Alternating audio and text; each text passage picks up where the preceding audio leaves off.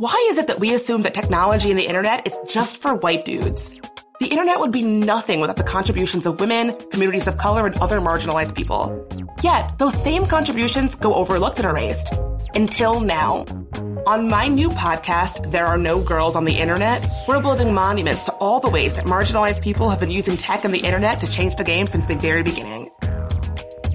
Listen to There Are No Girls on the Internet on the iHeartRadio app, Apple Podcasts, or wherever you get your podcasts. New episodes dropping every Tuesday.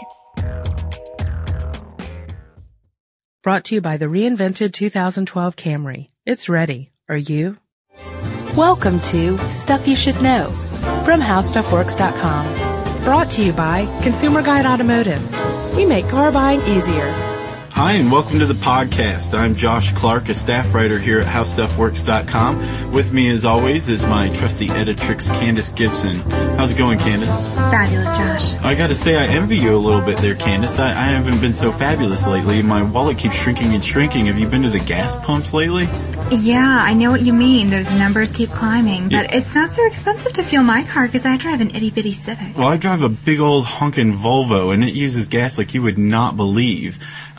Think about this, though. I mean, what if you could put something else besides gas in your car to power it? You know, like sand or air or something. Well, that would be nice. That really would be nice. What about salt water?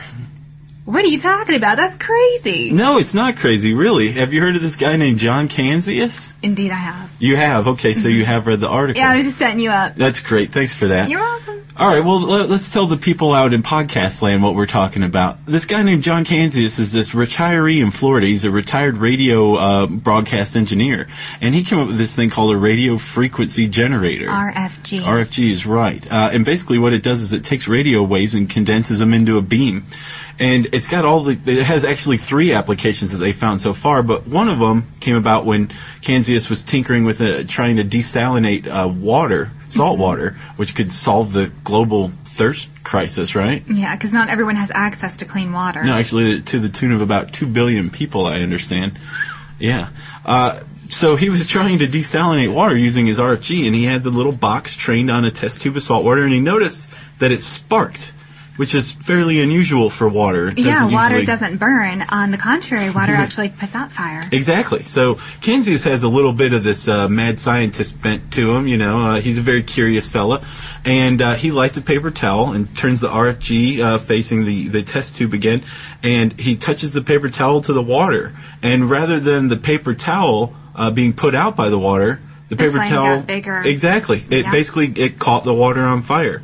And on fire it was burning at about 3,000 degrees Fahrenheit. Unbelievable. It was a pretty serious flame, actually. Yeah. So, how does this convert to fuel for our cars? Well, I'll tell you. Basically what Canzius did inadvertently was to separate water into its components. You know about 2 this? hydrogen molecules and 1 oxygen molecule. Exactly. Basic science, H2O. We're all there. And we've known for a while that you can use hydrogen as fuel. You can create an electric charge from it, or you can burn it in a combustion engine. Now, wait, hold on. Because hydrogen fuel is potentially dangerous, right? I mean, look at the Hindenburg. That exploded. Actually, the Hindenburg's been kind of latched onto by people who aren't all about hydrogen, e.g. the big oil companies.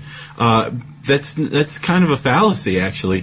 The Hindenburg explosion, it was a blimp held aloft by hydrogen. Mm-hmm. A static spark caught the hydrogen on fire, and 37 people ended up dying. Yeah. The problem is 35 of those people died by jumping to their deaths.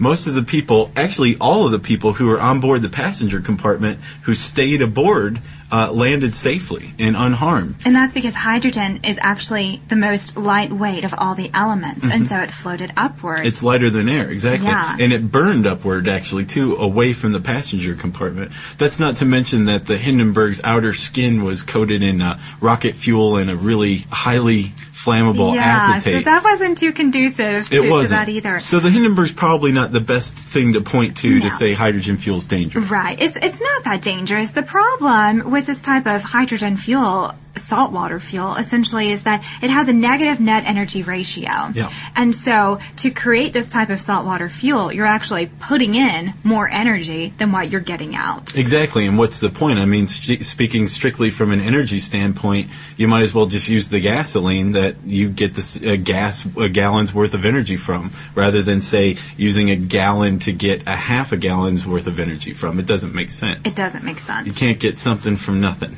Indeed. And Kanzias isn't the only person to run into this stumbling block. Hydrogen could be a really legitimate fuel. I mean, it packs a real punch. And its emissions are nothing but water vapor, essentially. Yeah, so it's probably the cleanest burning fuel. I mean, the only other thing that's cleaner is electricity. And if you follow electricity back to its origin, 50% of electricity is created by burning coal. Yeah. So really, hydrogen would be cleaner. Mm-hmm. But there's that negative net energy ratio. It keeps popping up. When are we going to figure this out? I don't know, but I've written a couple articles on it so far. One is could saltwater fuel cars? And the other is hydrogen fuel dangerous? And they're both pretty interesting. You can read them both on howstuffworks.com. It'll take you no gas to get there.